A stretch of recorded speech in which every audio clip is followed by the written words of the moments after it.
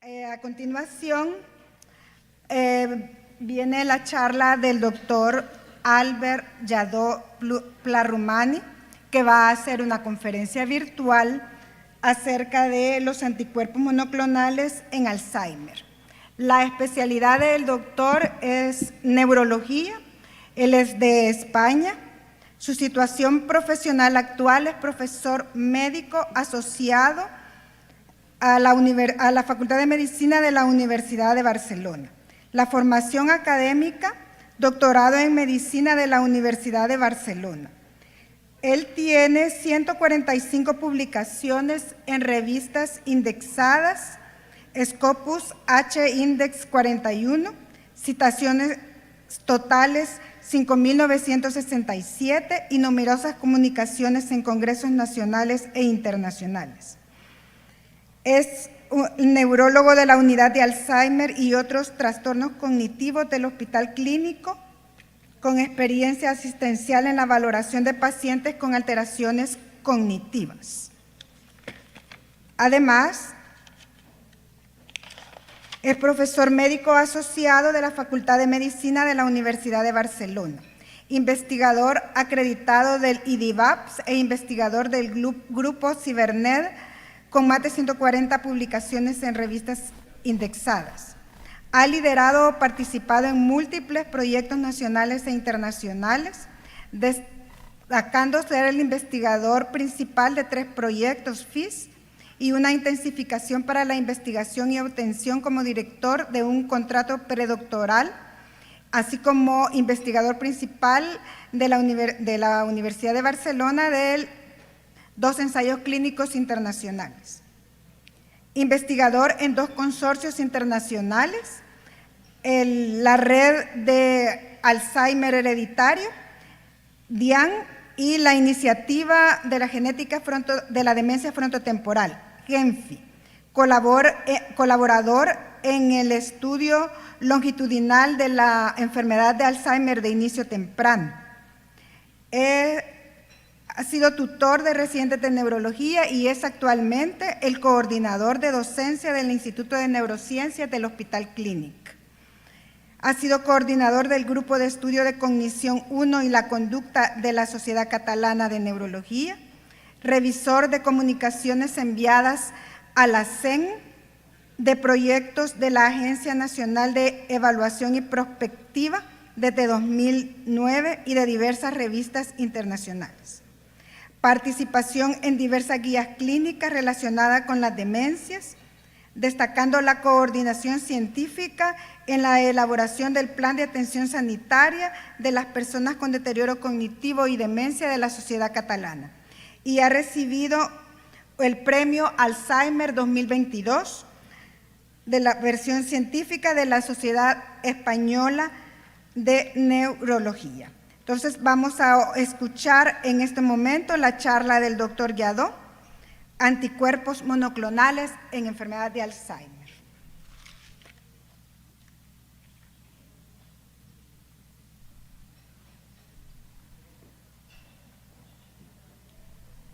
Buenos días y muchas gracias por la invitación. Para mí es un placer poder estar en este congreso y explicar un poco el tema que me han propuesto, que son una actualización de los anticuerpos monoclonales en la enfermedad de Alzheimer, especialmente los anti-beta-amiloide. Mi charla básicamente se centrará en estos puntos que ven en la imagen: una breve introducción, revisar la eficacia de estos fármacos, su seguridad, cuál sería la población diana y cuáles serían las recomendaciones de uso, qué necesidades estructurales tenemos y unas breves conclusiones. Si entendemos la enfermedad de Alzheimer como una enfermedad que se inicia con el depósito de la proteína beta-amiloide, tenemos una enfermedad que es muy larga, de probablemente 2-3 décadas, en la cual actualmente somos capaces de tratar solo la fase final de dicha enfermedad, pero los nuevos tratamientos hacen que podamos ya empezar a tratarla en fases de deterioro cognitivo leve y probablemente en un futuro incluso en fases en que el paciente puede estar todavía asintomático. Como saben, la hipótesis amiloide es la hipótesis más aceptada actualmente como causa de esta enfermedad y se considera que el depósito de esta proteína es uno de los primeros eventos que pasan en la enfermedad y posteriormente aparece la proteína tau y la neurodegeneración. Con lo cual los anticuerpos contra la proteína beta-amiloide siempre han tenido un gran interés y actualmente hay importantes ensayos clínicos en fases 3 y algunos, como veremos a continuación, que ya han demostrado cierta eficacia. El efecto principal de estos fármacos lo que intentan es reducir el depósito de beta-amiloide cerebral, si bien la diana específica puede variar en algunos, así como, por ejemplo, algunos están más dirigidos a formas más solubles, otros están más dirigidos ya directamente a la placa amiloidea. En las últimas 2 décadas hemos tenido fracasos importantes, ¿no?, en todos esos tratamientos, pero esto también nos ha permitido, ¿no?, ir aprendiendo e ir viendo cómo hacer las cosas mejor para poder mejorar el pronóstico de esta enfermedad. Hemos aprendido a diseñar mejor los ensayos clínicos, a seleccionar mejor los pacientes, exigiendo muchas veces que la enfermedad sea confirmada biológicamente, que en algunos ensayos previos esto no pasaba. También sabemos algunas cosas más de la seguridad y sobre todo nos centramos en qué diana terapéutica tenemos. El primer fármaco que se ha aprobado en estas 2 últimas décadas, si bien la aprobación fue condicionada y actualmente, como veremos después, fue aducanumab. Este fármaco empezó, ¿no?, los ensayos Emerge y Engage en 2015. Y esta es una historia complicada de este fármaco, ¿no?, porque en las fases iniciales se decidió que los pacientes, la dosis máxima o alta en pacientes APOE4 positivos era de 6 miligramos kilo y para los APOE4 negativos era de 10, pero posteriormente se hizo una versión de protocolo en que todos los pacientes, independientemente de la APOE, podían recibir dosis un poquito más altas. Esto, como ven, es a medio plazo, ¿no?, del ensayo. El ensayo se finalizó en julio del 2018 y en diciembre se hizo un análisis de futilidad en que se vio que uno de estos ensayos, concretamente Emerge, sí que consiguió, ¿no?, disminuir un 18% el CDR, mientras que el otro, pues incluso los pacientes podían empeorar. Y esto condujo a que la compañía decidiera parar el ensayo clínico. Pero no se tuvieron en cuenta dos asunciones importantes, entre las cuales eran que el tratamiento tenía un efecto similar en los 2 ensayos, y esto no es verdad, porque en uno de los 2 había más pacientes con dosis más altas, y también que el tratamiento no cambiaba a lo largo de la enfermedad, y sí que cambió porque incluso algunos pacientes pasaron a dosis un poco superiores y, por tanto, se vio que tanto el tiempo como la dosis podían cambiar el pronóstico. Esto hizo que un análisis posterior pues se pudiera comprobar que realmente en el estudio Emerge había una reducción del 22%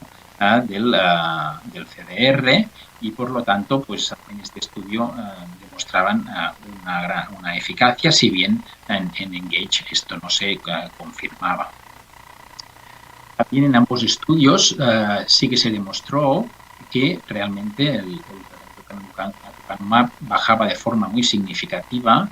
los niveles de amiloide a nivel cerebral y, por ejemplo, bajaban, ¿no?, en el caso de Emerge 71%, 59% en el caso de Engage. Y también que prácticamente la mitad de los pacientes en Emerge y un tercio de los pacientes con Engage normalizaban los niveles de proteína amiloide, por lo tanto, prácticamente el cerebro se podía considerar que estaba sin proteína amiloide. También veíamos en ambos estudios un efecto positivo, ¿no?, en los niveles plasmáticos de proteína tau 181 y también en los biomarcadores en el líquido e incluso en los pocos pacientes que tenían un estudio de PET con tau. Por lo tanto, uno de los ensayos demostró un cambio significativo tanto en el endpoint primario como en los secundarios. En cambio, el otro no demostró esta eficacia, pero sí que ambos fármacos demostraron que eran capaces de reducir a los marcadores fisiopatológicos de la enfermedad en función del tiempo de administración y también de la dosis. Y con estas premisas se hizo por la FDA una aprobación condicionada a que se tenía que demostrar la eficacia clínica en un nuevo ensayo. Ese nuevo ensayo fue Envision, que se empezó a realizar, pero muy recientemente, en enero de este mismo año, Biogen decidió, pues, probablemente más por una estrategia comercial que por causas de eficacia o de efectos secundarios, que realmente en la nota decían que no era por esto, se decidió una discontinuidad tanto de la comercialización del fármaco como de todos los ensayos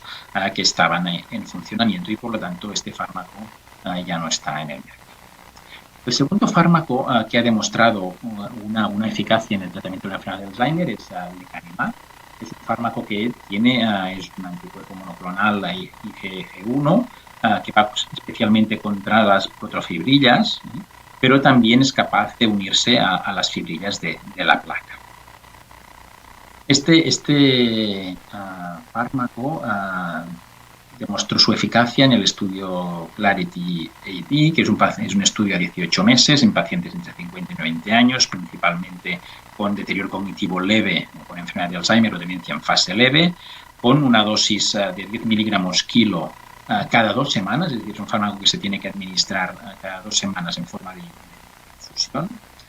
y su objetivo primario era el CDR. Después habían muchos estudios secundarios. Se incluyeron prácticamente 1.800 pacientes con una media de edad de 71, y el fármaco demostró que era capaz de enlentecer el deterioro cognitivo medido por el Sum of Boxes del CDR, prácticamente un 27% en estos 18 años. También demostró eficacia en las diferentes variables secundarias, ¿no? En todas ellas, pues, había una reducción significativa del tratamiento con lecanemab respecto a placebo. Asimismo, demostró una disminución muy significativa del depósito de beta-amiloide a nivel cerebral. Aquí, por ejemplo, vemos que esta diferencia fue prácticamente de 60 centiloides comparado con el basal. También demostró eficacia en los diferentes biomarcadores en líquido encefalorraquídeo, y de la misma modo también demostró una eficacia en el cambio de los biomarcadores en plasma que se midieron, la beta-181, GFAP, la ratio beta 42-40 y menos a nivel de neurofilamentos. Por lo tanto, este estudio demuestra, ¿no?, que somos capaces de enlentecer la progresión clínica en diferentes variables cognitivas, y que lecanemab también es capaz de reducir de forma muy significativa el depósito amiloide. Esto se comunicó el 27 de septiembre del año 22, y la publicación, si os puede interesar, es esta, que se publicó en noviembre del 22. Poco tiempo después, el 6 de enero del 23, la FDA en Estados Unidos aprobó por una vía acelerada o vía de emergencia a este fármaco, y 6 meses posterior ya hizo una aprobación normal. En Europa es un fármaco que todavía estamos esperando que la Agencia Europea del Medicamento se apruebe. El tercer fármaco de los anticuerpos antiamiloideos que ha demostrado eficacia es donanemab. Este es un fármaco que también ha sido planteado a 18 meses, y se han incluido en ello prácticamente más de 1.700 pacientes con un Mini-Mental, pues, entre 20 y 28, clasificados entre deterioro cognitivo leve y también demencia leve. Todos ellos tenían un beta-amiloide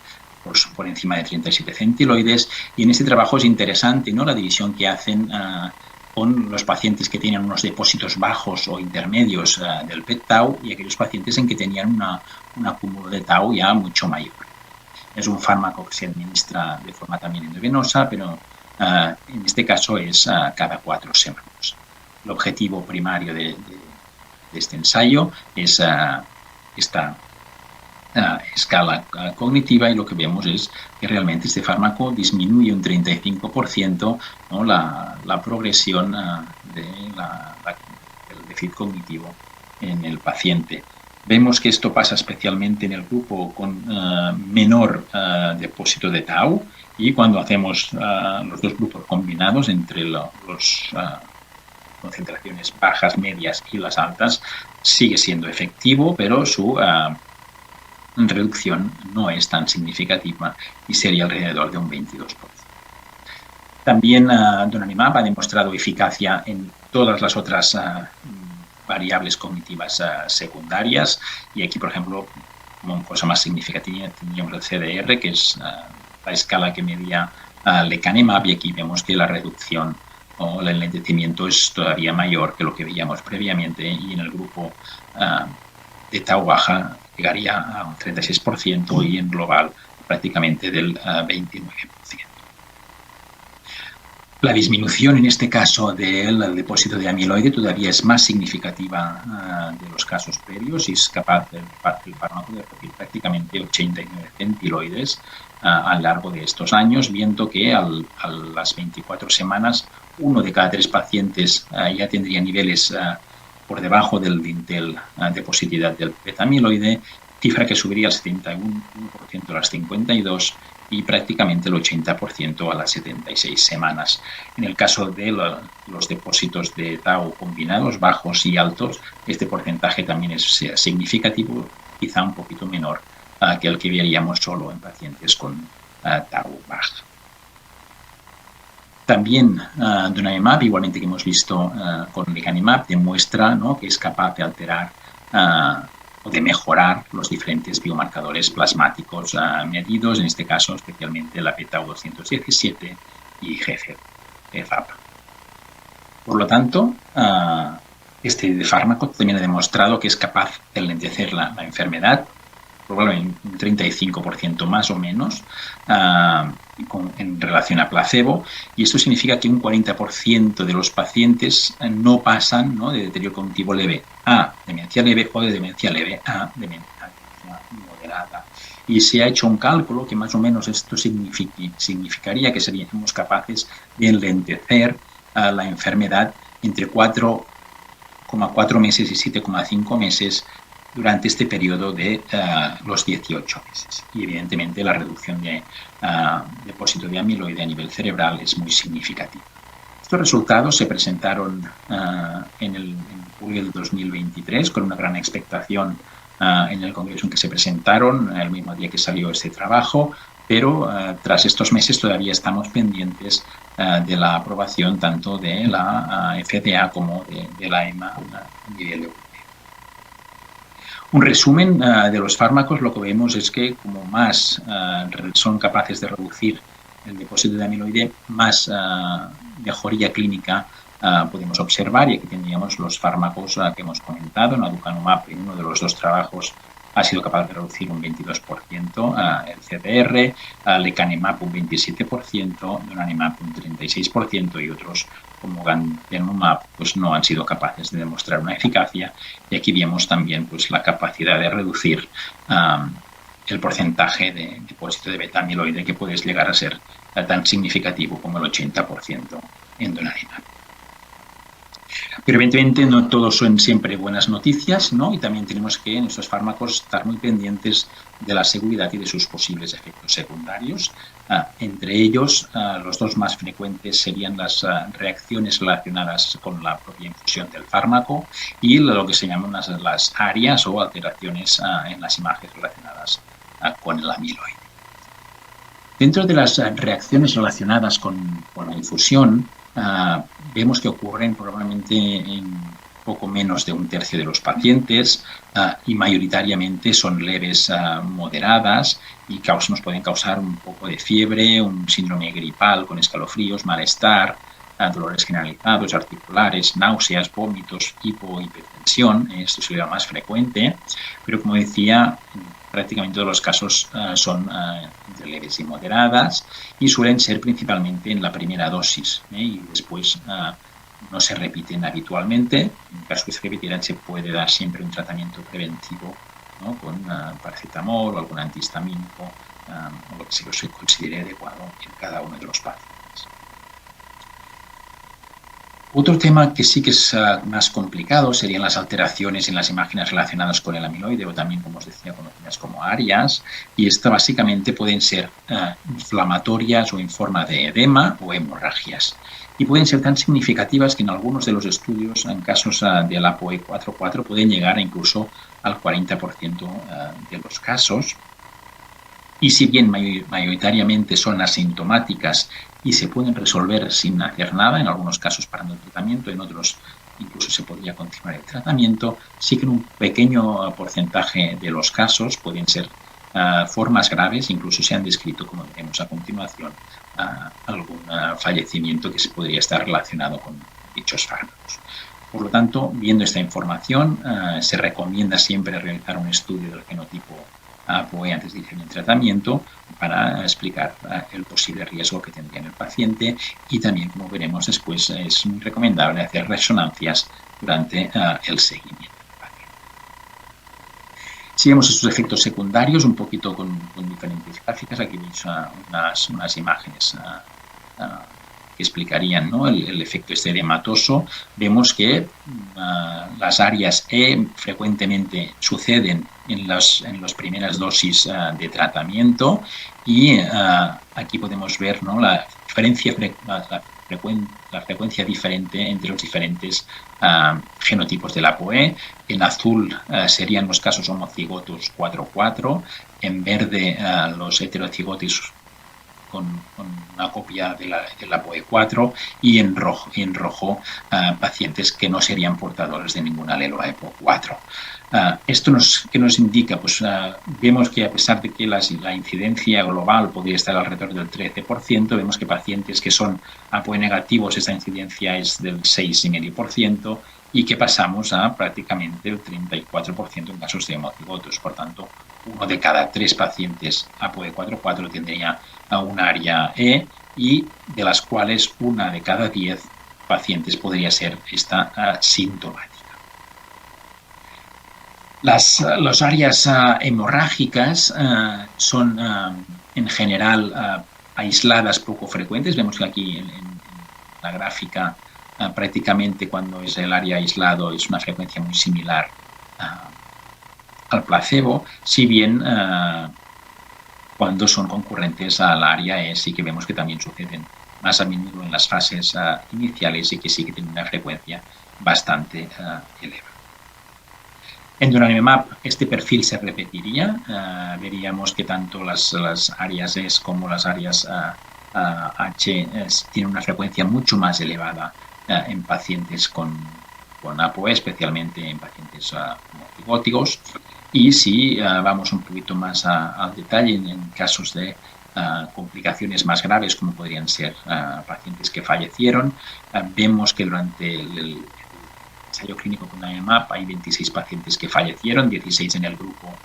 de fármaco y 10 en el grupo placebo, de los cuales se han considerado relacionados con el tratamiento 3 pacientes en el grupo donanemab y 1 paciente en el grupo placebo. En el caso de lecanemab tendríamos unas cifras relativamente similares, ¿no?, con 24 muertos a lo largo de todo el tratamiento, pero solo 3 de estos serían causados por hemorragias intracerebrales, 1 de las cuales pasaría en el grupo control y 2 pasarían en el paciente con lecanemab, 1 después del tratamiento con RTPA y otra en un paciente anticoagulado. Si este es un tema que os puede interesar, hay este trabajo recientemente publicado en que describe uno de los pacientes que han fallecido, y realmente pues vemos que es un paciente con una APOE4/4 y con una angiopatía amiloidea cerebral previa, y por lo tanto estos pacientes son los que tendríamos que estar mucho más alerta, o incluso no iniciar el tratamiento o explicar muy bien los posibles riesgos. ¿A qué población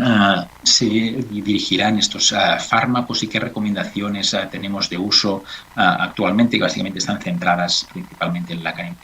lecanemab, que es el fármaco que actualmente se está utilizando en Estados Unidos y otros países a nivel mundial? Lo que sí que probablemente debemos ya tener bastante claro es que son tratamientos que serán o se tendrán que dar en pacientes que tendrán un deterioro cognitivo muy leve o una demencia muy leve, probablemente por minimentals por encima de 22.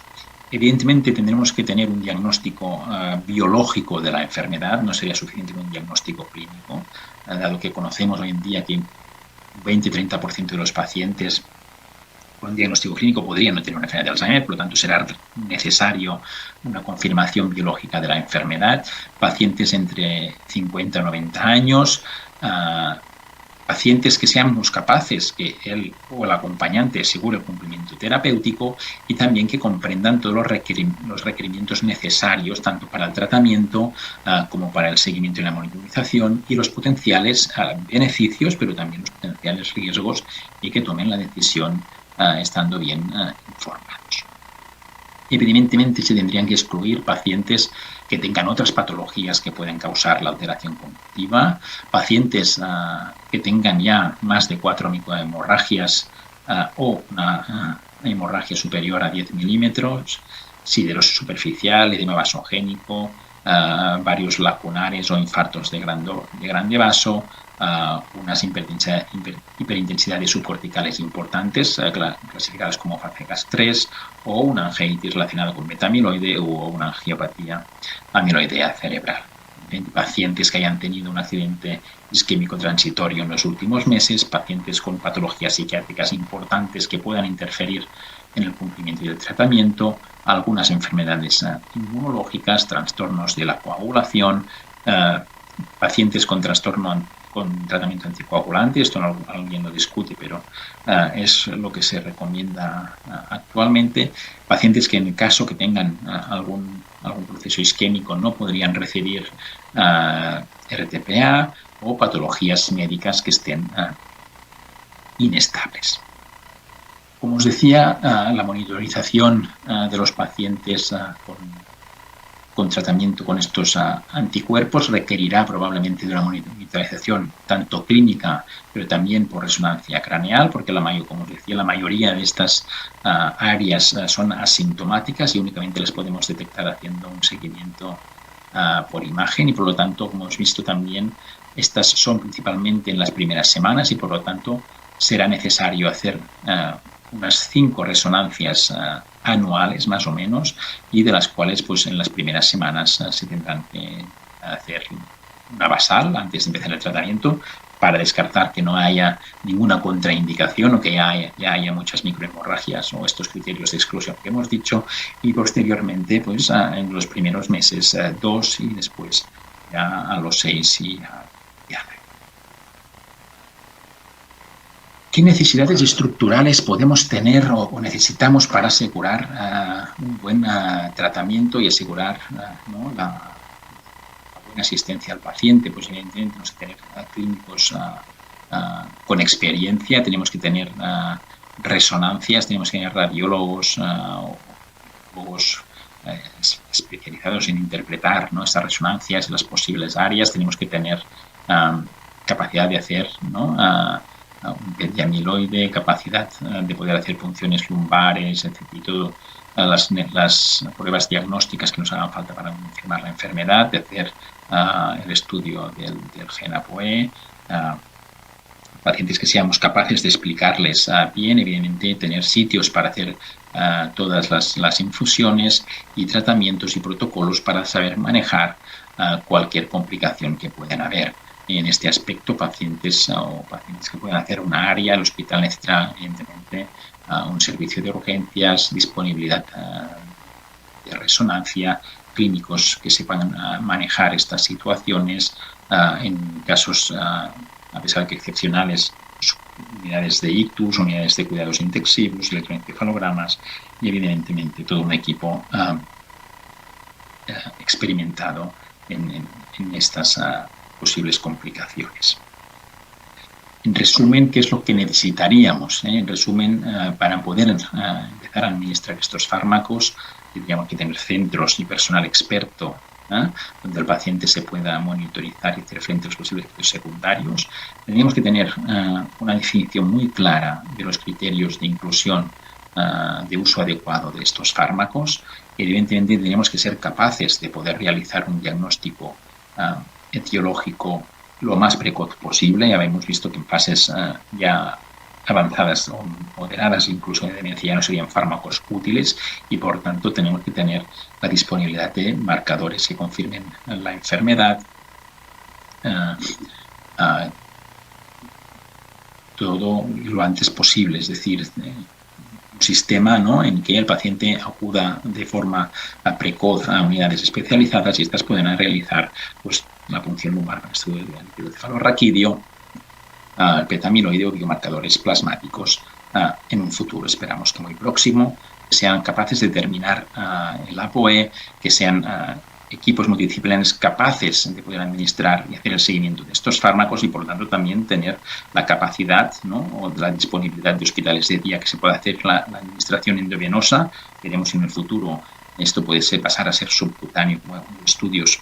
que demuestran, pero en estos momentos tendríamos que tener esta capacidad de poder poner cada 15 días o cada 4 semanas fármacos endovenosos, tener, ¿no?, una gran disponibilidad de la resonancia magnética craneal, que esto puede multiplicar por 5 o 6 el número de resonancias que se le hacen a cada paciente y evidentemente tener la disponibilidad de poder tratar las posibles complicaciones de estos fármacos y sin duda tendrá que haber, ¿no?, un registro de todos estos pacientes para ir conociendo mucho mejor tanto el beneficio clínico como las posibles complicaciones a más largo plazo de estos 18 meses que conocemos hoy en día. Bueno, como en conclusiones de esta charla, quería deciros, ¿no?, que la enfermedad de Alzheimer es una de las enfermedades más prevalentes en la mayoría de los países mundiales, que tiene una repercusión muy importante a nivel personal, familiar, social, sanitario, legal e incluso económico, que actualmente tenemos 2 fármacos que han demostrado tener eficacia para lentezar el curso de la enfermedad. Actualmente el lecanemab ya está aprobado en algunos países, donanemab todavía está pendiente de aprobación, que los resultados positivos y las aprobaciones de dichos fármacos nos obligan a tener, ¿no?, el sistema sanitario preparado para poderlos administrar y que probablemente todo ello conllevará un gran reto en diseñar circuitos asistenciales para mejorar el diagnóstico y hacerlo más precoz y más veraz. Y eso también nos incrementará probablemente la demanda diagnóstica. Mucha gente que tiene problemas cognitivos, sabiendo que hay estas opciones terapéuticas, puede tener, ¿no?, más necesidad de ser diagnosticada antes y, por lo tanto, cualquier fallo de memoria podrá ser tributario de ser estudiado. La gente probablemente haga una mayor demanda. Esto, evidentemente, creará una sobrecarga de todos los equipos de trabajo, también de todos los circuitos diagnósticos, y entre ellos las pruebas de neuroimagen se aplican y se hace todo este protocolo. Y también será muy importante, ¿no?, que tengamos muy presentes y la capacidad para poder explicar bien los beneficios, bien los potenciales riesgos al paciente, a su entorno, a la necesidad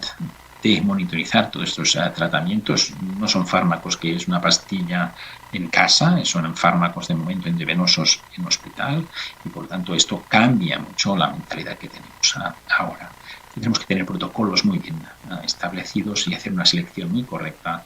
de los posibles candidatos. Tendremos que seguir investigando, como os decía, ¿no?, hacer registros y ver un poco cómo los pacientes. Y evidentemente durante estos años que han ido saliendo todos estos fármacos se nos abren muchas preguntas y un gran reto, un cambio muy sustancial del tratamiento de estas enfermedades que evidentemente serán, ¿no?, un primer paso hacia un tratamiento mejor del que tenemos actualmente para una enfermedad, como os decía, muy frecuente. Nada, únicamente agradeceros otra vez la invitación de poder estar presente de forma telemática, pero que ha sido un placer poder estar con ustedes y evidentemente si tienen alguna pregunta pues, estaré encantado de poder contestar en los minutos siguientes. Muchísimas gracias.